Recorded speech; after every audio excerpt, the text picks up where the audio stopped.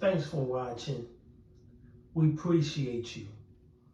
Please subscribe.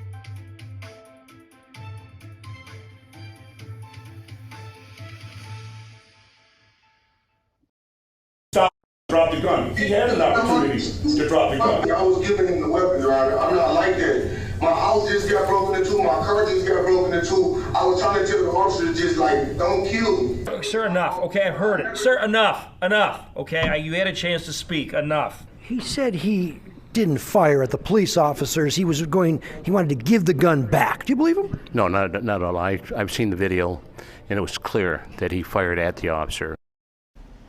Warren police took issue with the fact that Allen was currently out on personal bond with a tether. His most recent arrest was for carjacking, which is considered a life felony. Warren PD fighting for a much higher bond to keep the public safe. The request was granted. Allen was given a $1 million bond. Well, we're fortunate no officers were injured in that violent encounter, but there was an innocent bystander who ended up in the hospital. Not only is he hurt, Taryn, but his vehicle was also heavily damaged. Fox 2's Randy Wimbley joins us live with this story. Randy. Yeah, guys, that innocent bystander was hurt along with his son. Both are grateful that they survived this situation, but say it's something that simply should not have happened. Oh, he's got a gun.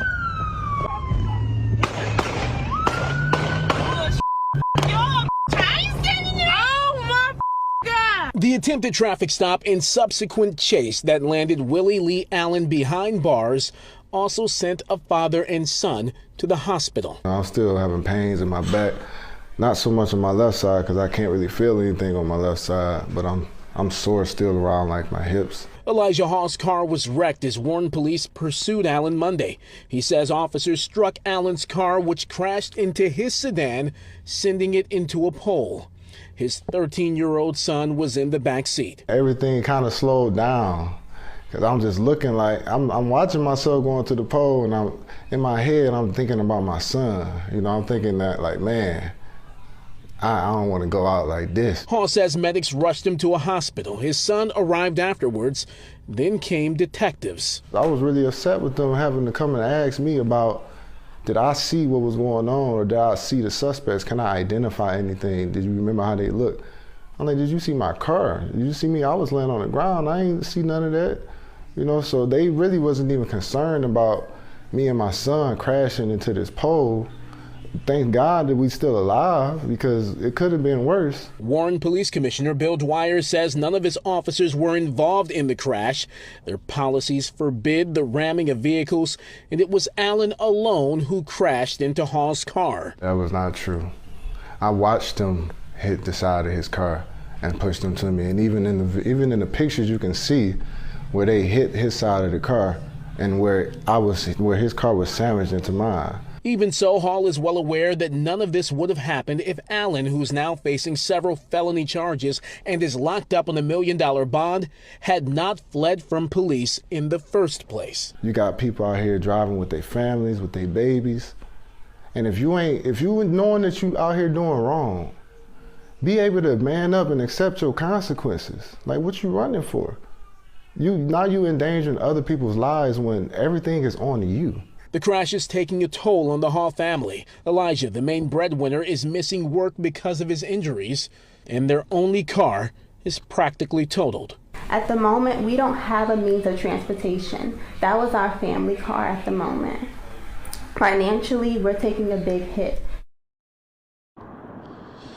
Now, Elijah Hall has been in contact with a law firm. He is considering taking legal action as a result of what happened here earlier this week. As for Willie Allen, he is due back in court next week. Taryn. Suspect, he ran from police, but as we've been saying all week, he should have also still been behind bars with a higher bond. And it's just surprising that more people were not injured, because this was a chaotic, violent chase involving the suspect and gunshots. It is surprising that more people were not injured, and luckily they weren't. That's right. When you look at that car, Elijah Hall's car, the suspect's vehicle, thankfully no one was not hurt any more than they were, referring to Elijah Hall and his son. And as you mentioned, this could have been much worse considering how hectic the situation was, and also those bullets from that shootout when the suspect allegedly fired at police and they returned fire at them. So this could have been much worse, simply said.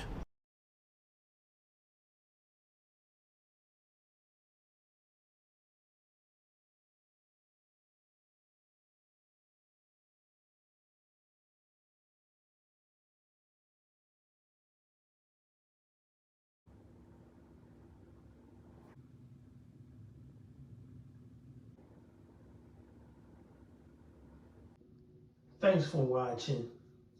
We appreciate you. Please subscribe.